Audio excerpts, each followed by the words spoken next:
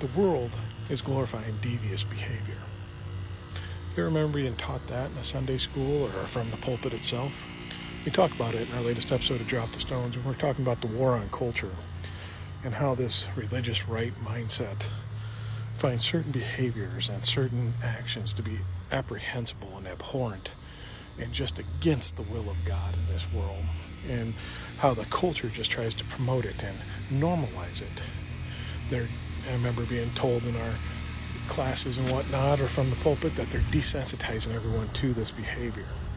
And really, over the last few years, or decades actually, it's been the LGBT community at the forefront of this target that's coming out to them, that we're trying to desensitize what's going on. And I think maybe if we did desensitize, that would actually be a good thing.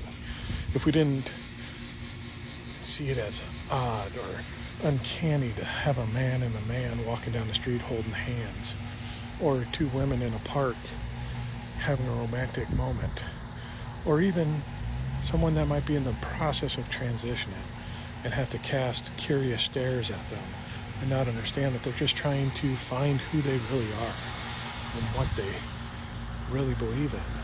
Just like anyone else in this world, they're no different. I don't think the problem is desensitizing. I think that might be good, especially in this example. I think the problem is, or the thing we need to really do is sensationalize what's going on.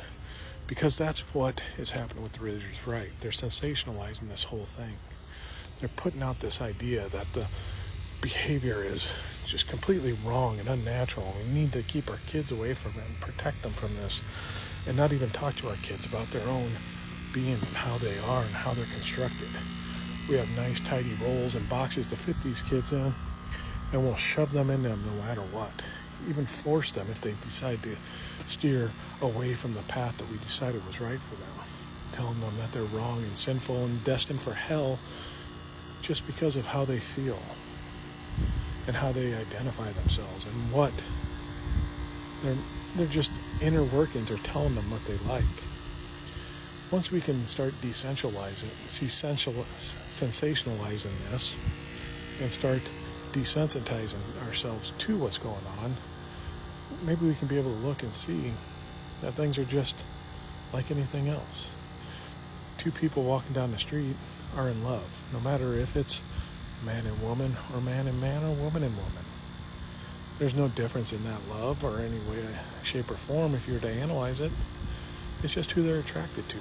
Like I have my specific things that I'm attracted to. If we can start realizing that and understanding that, and stop trying to focus on controlling everyone because it doesn't fit our agenda to want to propagate this world and keep filling it with more people of like-mindedness instead of trying to grow and understand and embrace diversity, maybe then we can actually move forward and get along. But as long as we keep fighting culture and what's going on and trying to anchor ourselves into the past like we want to, we're never going to move forward. If the only car in the train is moving forward and every other car is throwing out brakes to slow it down, that train's not going to go anywhere. We got to start getting people in them back carts moving with the front car so that we can go in the right direction.